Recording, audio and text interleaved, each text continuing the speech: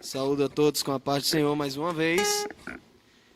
Quero dizer que é motivo de alegria estar aqui nesta noite, porque a gente sabe que por mais que as portas do templo estejam fechadas e que nós estejamos impedidos de nos reunir com toda a igreja, nós sabemos que a igreja não para. Nós sabemos que a igreja do Senhor, ela permanece avançando, aleluia, e vencendo.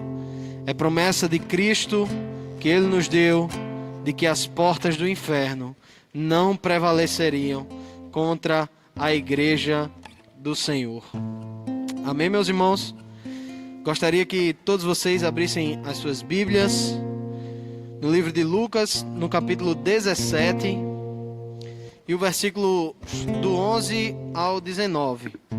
Lucas, capítulo 17, dos versículos 11 até o 19. É uma passagem bastante conhecida, mas eu tenho certeza que Deus irá falar conosco nesta noite. Ela diz assim: E acontecendo que, indo ele a Jerusalém, passou pelo meio de Samaria e da Galileia, e entrando numa certa aldeia, saíram-lhe ao encontro 10 leprosos, os quais pararam de longe e levantaram a voz, dizendo: Jesus, mestre, tem misericórdia de nós.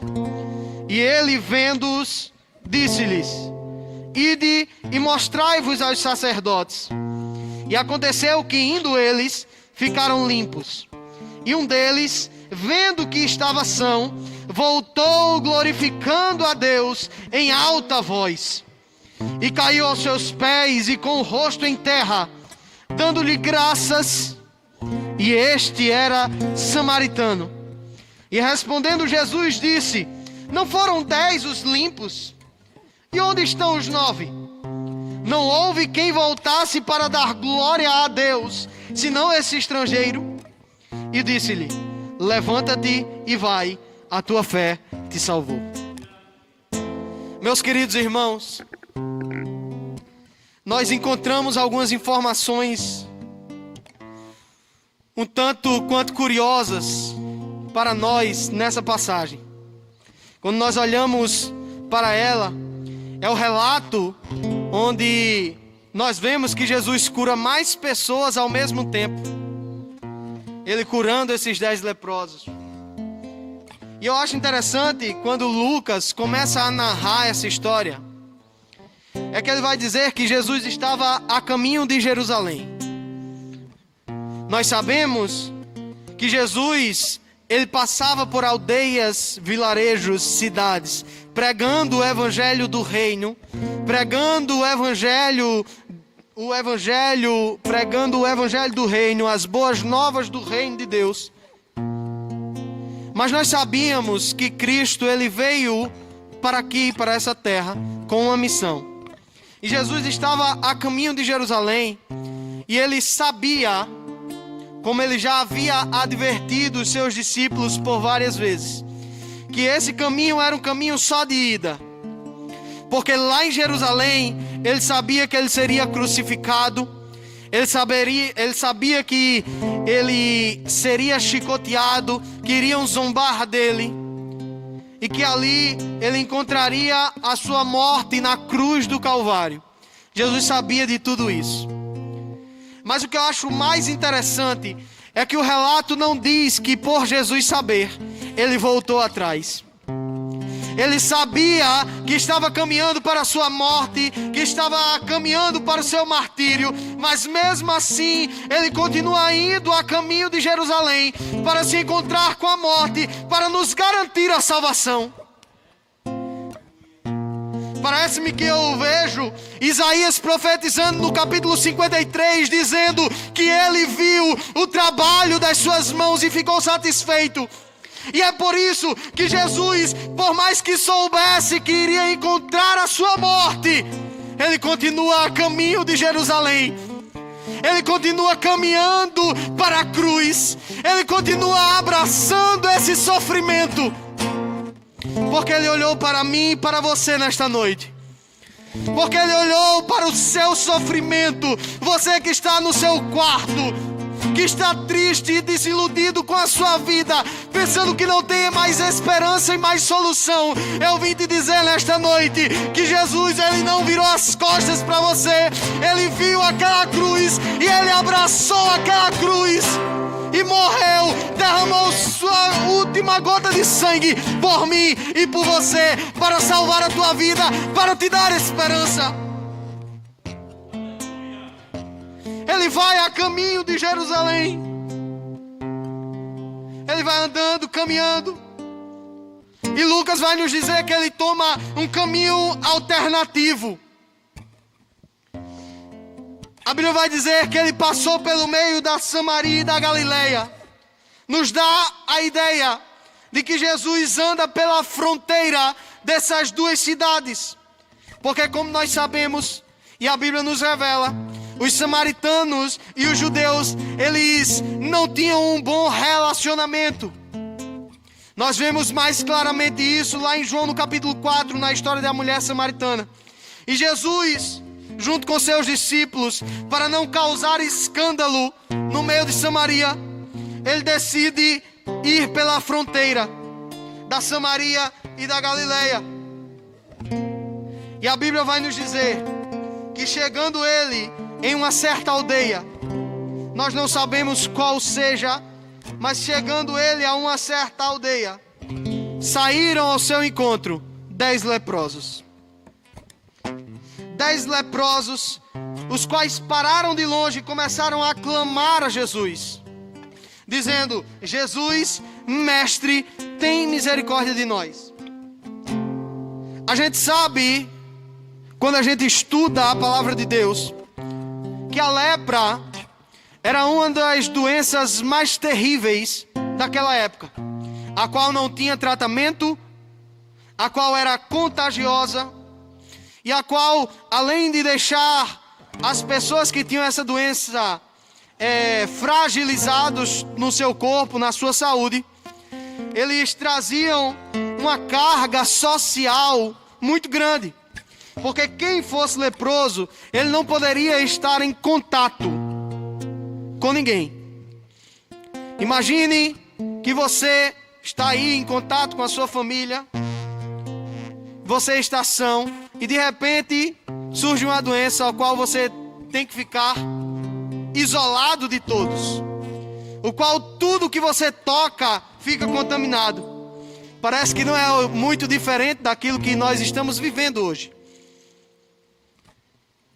Você é acometido dessa doença, você está em risco de morte, e você não pode tocar e ficar no convívio da sua família, dos seus colegas. Você tem que estar recluso, porque você é um perigo para todos que estão à sua volta. Era isso que esses leprosos estavam passando. A gente sabe que a lepra é uma doença que corrói a carne, de maneira que, de tanto corroer, membros vão se perdendo ao longo do caminho, ao longo da doença. E como ela era intratável, esses leprosos só tinham uma expectativa de vida: é que mais cedo ou mais tarde a morte os encontraria e eles encontrariam o seu final. Porém, quando eu olho para a Escritura e percebo que Jesus, estando nessa aldeia, esses leprosos, eu imagino que quando olham para Jesus, eles percebem: até hoje eu não tinha esperança, até hoje não tinha solução para o meu problema, até hoje eu bati em todas as portas e todos me disseram não. Até hoje eu não poderia estar mais no convívio da minha família. Até hoje eu não podia estar no convívio dos meus amigos. Até hoje eu não podia. Mas esse homem é diferente. Ele chegou nessa aldeia. Parece que uma fagulha de esperança brotou no coração daqueles 10 leprosos. Uma luz no fim do túnel, onde tudo eles pareciam que era escuro, mas brilhou a luz do Nazareno, chegando naquele lugar. E diante de Jesus, eles só tinham uma coisa a fazer, que era clamar, que era rasgar o seu coração, porque era a única esperança que eles tinham. E eles começam a clamar: Jesus, mestre, tem misericórdia de mim. Jesus, mestre, tem misericórdia de mim. Desvia a tua ira sobre mim. Tira essa doença de mim. Eu não aguento mais ficar desse jeito. Eles começaram a clamar. E nós sabemos pela Escritura Sagrada que comover os céus e fazer a mão de Deus mover-se é desse jeito, clamando. Quando nós clamamos, quando os nossos joelhos tocam a terra, nós temos a certeza que temos um Deus no céu ouvindo o nosso clamor. Aleluia! Quando a gente rasga o coração aqui, Deus está disposto a ver todas as feridas que estão nos maltratando. Quando nós expomos para Ele as nossas necessidades, Ele é um Deus que está disposto e todo ouvidos para nos ouvir. Aleluia! Porque gritar e expor as suas fragilidades demanda coragem de quem grita. Porque quem vai sair gritando dizendo: eu sou leproso, eu preciso do Senhor? Quem vai sair gritando dizendo: olha, eu estou doente? Nós somos ao contrário. Nós pegamos as nossas doenças, nós pegamos as nossas lepras e escondemos. Mas deixa eu dizer uma coisa para você nesta noite. Você tem um Deus que você não precisa se esconder, porque Ele não vai te julgar. Você tem um Deus que você pode expor todas as suas feridas, todas as suas falhas, todas as seus pecados, e Ele não vai lhe julgar. Antes Ele está de braços abertos dizendo: eu vou sarar as tuas feridas. Eu sou aquele que tem tratamento e remédio para você que precisa. Saiba disso. Você tem em Deus, em Cristo, um ombro amigo. Você tem em Cristo um bom samaritano que não vai virar as costas para você, que não vai dizer: estou ocupado demais, para você, mas antes vai tratar e atar as suas feridas, vai derramar azeite e vinho nas feridas, vai atar, vai cuidar, vai lhe levar à estalagem, vai lhe colocar em lugar de segurança. Você tem o Cristo que se importa com você. Aleluia! E eles gritam diante da sua única esperança. Eles põem para fora as suas vergonhas, as suas necessidades. E eles gritam: Jesus, mestre, tem misericórdia de nós. E Jesus, Ele responde o clamor desses 10 leprosos. Porém, Jesus não responde como o costumeiro, ou talvez aqueles leprosos esperariam. Talvez, dado o histórico de Jesus, eles imaginassem que Jesus iria dizer para eles: vocês estão curados. Imediatamente eles seriam curados. Ou talvez eles imaginassem que Jesus iria estender as mãos sobre eles e dizer: vai embora a lepra, e a lepra sumisse imediatamente. Ou talvez eles imaginassem que Jesus faria de outra maneira, mas que eles seriam curados instantaneamente. Porém, Jesus, e como costumeiramente Ele gosta de fazer, Ele quer saber se há em nós fé para ser curado. Jesus olha para aqueles 10 leprosos e Ele não diz que vai curá-los. A resposta de Jesus é: vão se mostrar aos sacerdotes. Vão se mostrar aos sacerdotes. Talvez alguém dos 10 entendeu: ele virou as costas para mim. Talvez algum dos 10 olhou e disse: então ele não pode resolver a minha situação? Talvez um dos 10 olhou para Jesus e pensou: a esperança se foi. Mas saiba de uma coisa: a resposta de Deus, por mais que não seja aquilo que você espera, é aquilo que você precisa. É aquilo que você precisa. A resposta de Deus para a sua vida nesta noite pode ser aquilo que você não espera, mas é aquilo que você necessita, é aquilo que você precisa. Aleluia. Jesus diz: vão se mostrar os sacerdotes. Eu fico imaginando que um leproso olhou para o outro meio desanimado, mas disse: vamos confiar nessa palavra. Vamos nos mostrar os sacerdotes, não custa nada, a gente já tentou de tudo. E a Bíblia vai nos dizer: e aconteceu o quê? Indo eles, ficaram limpos. Aleluia. Sabe por quê? Porque Jesus, ele não usa o mesmo método para curar as pessoas. Quando a gente olha na Bíblia, a gente percebe que Jesus cura cego, falando: tenha vista, e ele vê. Ele cura cego pegando lodo, fazendo lodo, colocando sobre os seus olhos e diz: vá se lavar. E quando ele se lava, está curado. Sabe por quê? Porque Jesus, ele não segue a receita. Porque Jesus, ele não segue métodos pré-estabelecidos. Aleluia. Jesus é soberano. É o Deus soberano que tem liberdade para fazer como deseja. Aleluia. Que faz como quer, quando quiser e se quiser. Nós temos esse Deus que é soberano sobre todas as coisas. Se ele quiser lhe curar instantaneamente, ele vai lhe curar. Se ele não quiser lhe curar, me desculpe, meu querido, ele não vai lhe curar.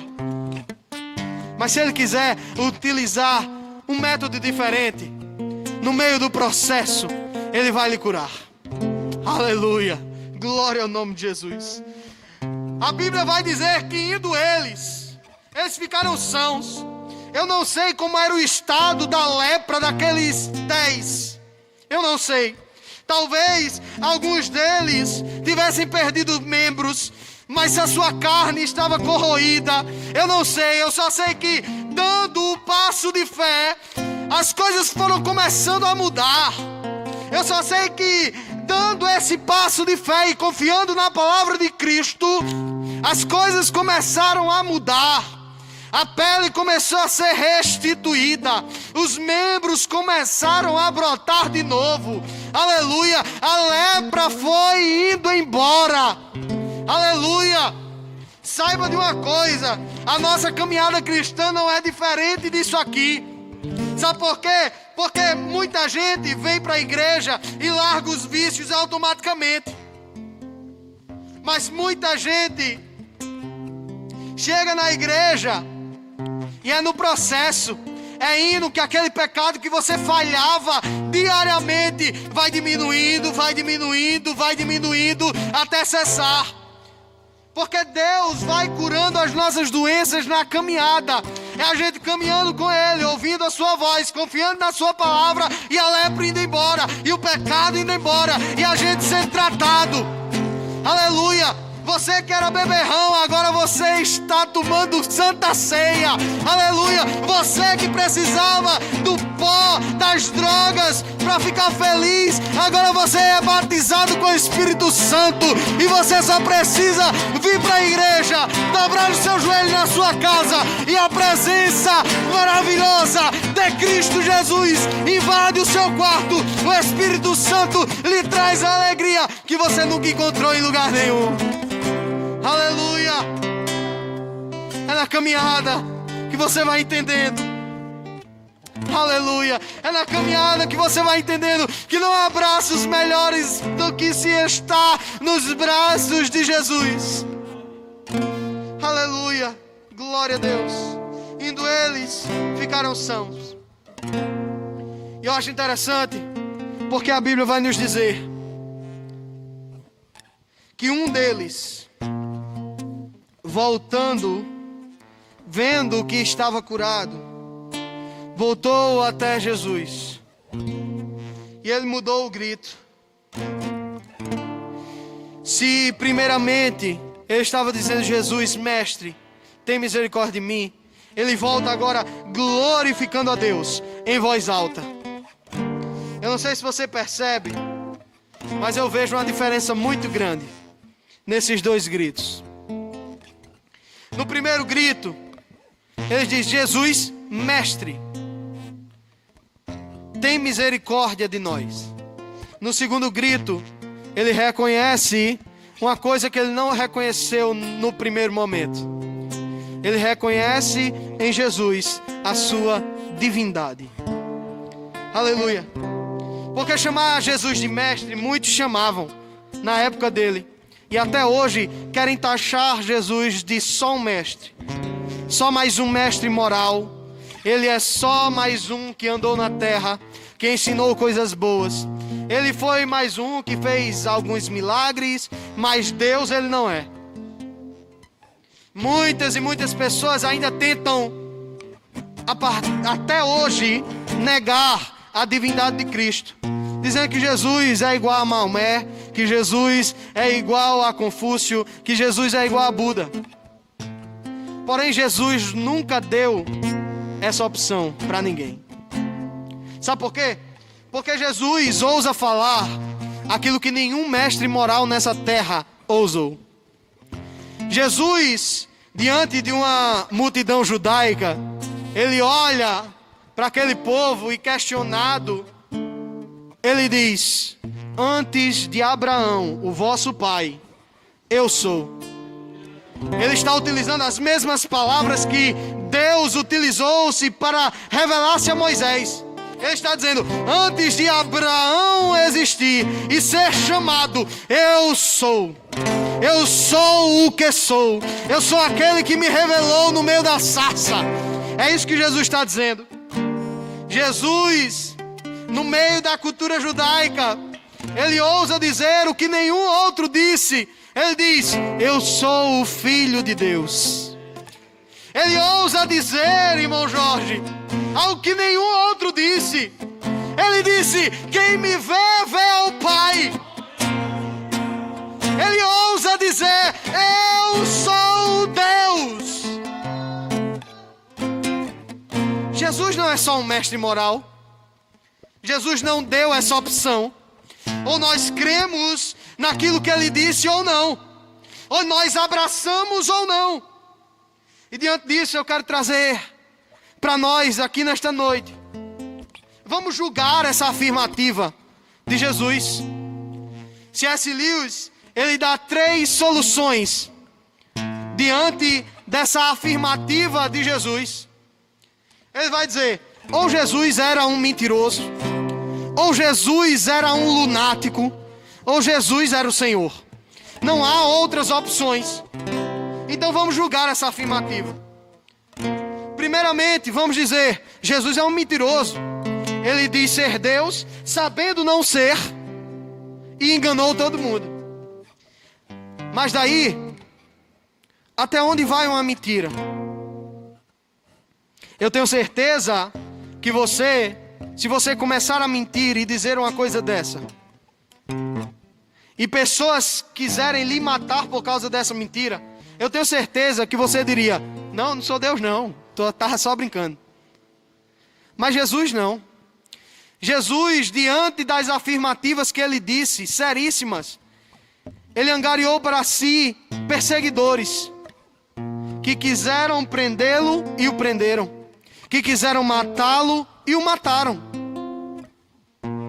Mas ele em nenhum momento negou a sua afirmativa. A pergunta que fica é: até onde vai uma mentira? Se Jesus fosse um mentiroso, ele abriria a mão da sua mentira imediatamente e safaria a sua vida. Então, nós podemos extinguir essa possibilidade. Jesus não era um mentiroso. A segunda possibilidade é que Jesus era um lunático, Jesus era um louco. Ele afirmava ser Deus porque ele realmente cria ser Deus, mas ele não era.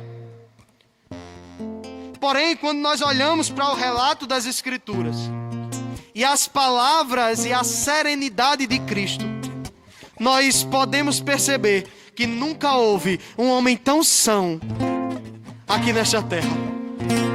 Que nunca houve um homem que estava pleno e fixo no seu propósito desde que nasceu. De um homem que não tinha nenhum traço de loucura. Pelo contrário, diante da morte, diante dos seus acusadores, ele sempre manteve a calma.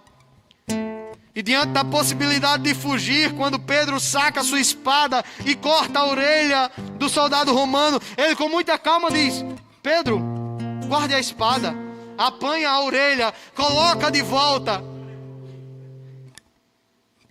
Agora me diga, será mesmo que Jesus era um louco?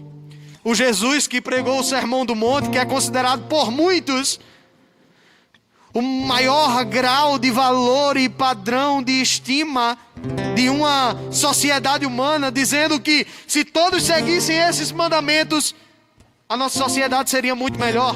É esse Jesus que pregou esse sermão que você está chamando de louco? Eu não acredito nisso. Jesus, ele não era louco, ele não perdia o equilíbrio. E diante das afirmativas de Cristo, e que a gente sabe que ele não era um mentiroso, e de que ele não era um lunático, só basta a nós reconhecermos que ele é o Cristo, que ele é o Senhor. Ele falou que era Deus porque ele era Deus. Ele não mentiu, ele não fingiu, ele não deu uma de louco, mas ele realmente era o Senhor. E diante disso, os olhos desse leproso se abrem, porque até então Jesus era só um mestre, mas quando ele viu a lepra ir embora, ele percebeu: ei, ele não é só um mestre, ele não é só um curandeiro, ele não é só alguém que faz milagres, ele é o Senhor de toda a terra, ele é o Deus de toda a terra, ele é o Criador. Aleluia! Ele volta glorificando a Deus em alta voz. E eu quero te confrontar nesta noite. Talvez você olhe para Cristo, olhe para Jesus e pense nele, assim como nosso irmão Basílio leu, só nessa terra, como alguém que vai lhe fazer ser bem-sucedido, como alguém que vai lhe fazer ser próspero na terra, como alguém que vai satisfazer o seu prazer individual, como alguém que vai atender às suas expectativas, como alguém que vai lhe deixar feliz nesta terra, de sorriso aberto todos os dias. E que quando você encontrar Jesus, nenhum problema irá bater a sua porta. Talvez você espere isso de Jesus. E talvez Ele, com sua bondade e misericórdia, até realize alguns desejos para você. Mas eu vim te dizer nesta noite que Ele é muito mais. Ele é muito mais do que alguém que pode sarar a sua enfermidade física. Ele é muito mais do que alguém que pode lhe fazer prosperar e ser bem-sucedido. Ele é muito mais do que alguém que pode lhe livrar do Covid. Ele é muito mais do que alguém que vai lhe dar um bom emprego. Ele é o Senhor de toda a terra, que está preocupado com a sua alma, que está caminhando para o inferno. Mas Ele diz para você nesta noite: eu sou o Deus que se colocou no seu lugar, que subi numa cruz, que morria em seu lugar, e vim te salvar dos teus pecados, te salvar de ti mesmo. Porque quem reconhece Jesus como mestre pode até receber milagres da sua parte, porém somente aqueles que reconhecem a Jesus como Deus recebem dele salvação. Porque a Bíblia vai nos dizer que Jesus chega até ele e diz: a tua fé te salvou. Jesus não é mais aquele que cura o leproso. Jesus é aquele que salva a alma. Aleluia. Eu não sei se você que está nos escutando está afastado dos caminhos do Senhor. Eu não sei se você na sua caminhada desviou-se, perdeu o rumo de Jerusalém e se desviou para outros caminhos, longe de Cristo, longe dos seus passos. Mas eu quero te fazer entender nesta noite que Jesus, Ele tem um plano para a sua vida. Que Jesus é aquele que quer salvar a tua alma. Jesus é aquele que se preocupa sim com o seu corpo, com as suas dores físicas, psicológicas, mas Ele se preocupa muito mais com os seus pecados, com a morte espiritual que você está enfrentando, de estar longe e afastado de Deus. Porque isso pode te causar um afastamento eterno de Deus, e Deus não quer isso. É tanto que Ele pergunta ao leproso: foram 10 não que foram curados? Onde estão os outros 9? Só voltou você. É Jesus dizendo: eu tinha tanto mais para revelar para aqueles outros 9. Eu não tenho salvação somente para você, mas eu tenho para todos os 10. É isso que Jesus está dizendo. Eu não tenho salvação somente para vocês que estão aí fazendo essa transmissão, mas Jesus está falando para você nesta noite. A esperança é para você também, a salvação para você também. Eu também tenho interesse na sua alma, porque esse é o desejo de Deus, a nossa salvação. A Bíblia vai nos falar que Ele não quer que nenhum se perca, mas que todos cheguem ao pleno conhecimento da verdade. E a oportunidade que Deus está lhe dando nesta noite é: você quer me encarar apenas como um mestre, ou você quer me reconhecer como Deus? Porque eu, como Deus, eu posso resolver o pior dos seus problemas, e não é a lepra. Ele vem te dizer que o pior dos seus problemas não é uma crise financeira, uma crise familiar, não é uma crise dentro do seu trabalho. A pior decepção, a pior ferida, a pior doença que você tem são os seus pecados, porque eles lhe levam para o inferno. Mas Cristo é capaz de pegar na sua mão, de lhe tirar desse caminho e lhe colocar no eixo novamente. E eu agradeço a oportunidade em nome de Jesus.